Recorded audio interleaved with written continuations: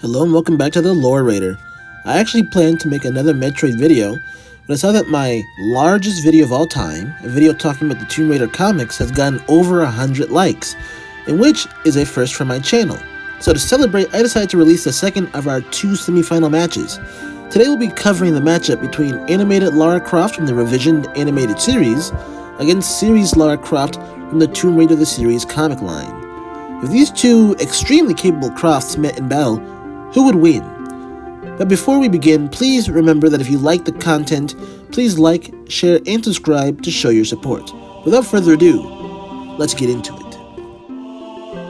If this is your entry point into the Battle of the Crofts, and you want more in-depth analysis of each of these characters' feats individually, I recommend watching the preliminary matches that both of these characters feature in by checking out the dedicated playlist on the channel.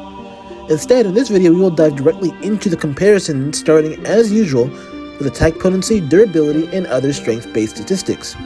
In terms of attack potency and durability, unarmed and armed with weapons, both Laras are surprisingly evenly matched. Unarmed series Lara has punched an ant-human through a wooden beam, and then in a battle with the crossbows, she managed to shoot him fatally in one hit and killed him. And for durability, she has managed to take this magic attack from this weirdo here. It did push the limits of her durability, but remember, this is same magic can move around boulders this size. It's pretty impressive. On the other hand, animated Lara Croft is also strong enough to punch a man several meters into the air with a casual punch, and kicked a human-possessed Osiris and laid him on his ass. And with weapons, she has killed werebeasts with her handguns before, and in terms of durability, she has tanked her own point-blank bomb explosion she held in her hand that damaged the Kraken. While these feats again run comparably to each other, I do have to note that in terms of experience, series Lara has far more experience in dealing with the supernatural threats in her 50-issue comic than animated Lara does in her small animated mini-series. So on the basis of experience, I have to give the slight edge to series Lara.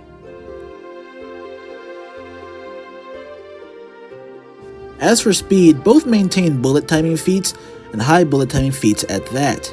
Series Lara, for her part, was held at gunpoint but managed to pull her guns out and shoot her enemy before they could pull the trigger, and managed to headshot the pilot of a fighter plane that was shooting at her after managing to even block one of the biplane's bullets with her gun. Meanwhile, animated Lara was fast enough to shoot kunai out the air with her guns, and also cut an assassin's gun in half with her sword before they could pull the trigger.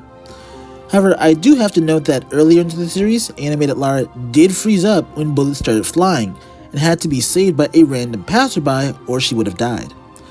Otherwise, in terms of sheer athletics, both run dead even. Series Lara has been credited as an Olympic-level gymnast even before she became a Tomb Raider, and animated Lara has repeatedly displayed her master-level athleticism.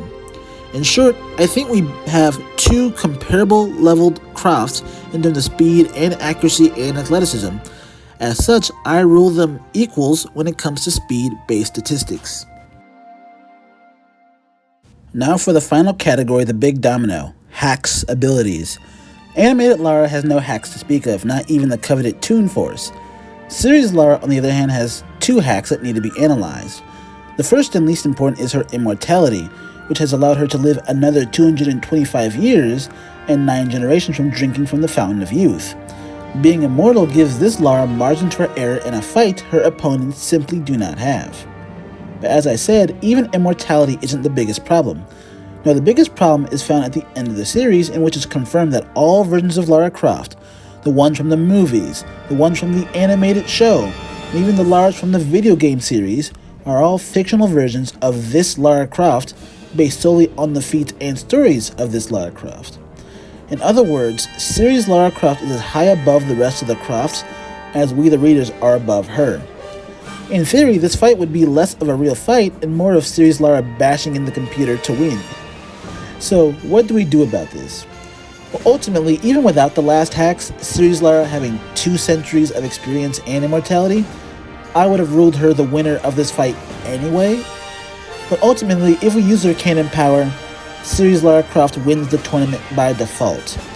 However, for the final match, we will pit series Lara against her opponent and see what happens if we ignore this tournament-breaking hacks. So stay tuned, everyone. This isn't over yet.